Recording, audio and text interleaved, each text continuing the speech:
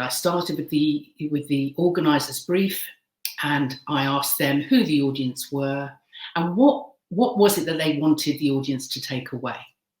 And so once I'd done that, and I'd had a conversation with them, and I noted down all of the words that she used when she was talking about the staff and what they were looking for. And then I did some research. And this is what I would say is the next best thing to do, is to do your research. So for me, I knew that the talk needed to be around joy and around resilience. And so I Googled joy. I took the dictionary definition of what was joy, what was resilience. I knew a lot of what I would be talking about would be around confidence. So I looked into confidence, what was its definition. I had some fabulous quotes that I wanted to use.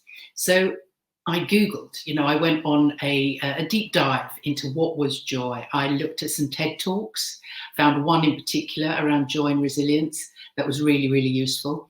So as I was watching and as I was doing my research, again, I made notes. So I wrote down the words that resonated with me, the words that lit me up, that really excited me about the subject that I was going to be talking about. Because you have to remember that when you step on stage in front of an audience, the audience will mirror how you're feeling.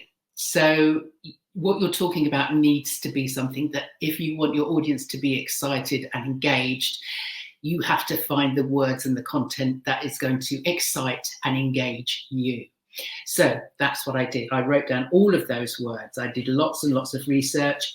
I looked at the words that stood out for me, and I highlighted them. So this was my notes.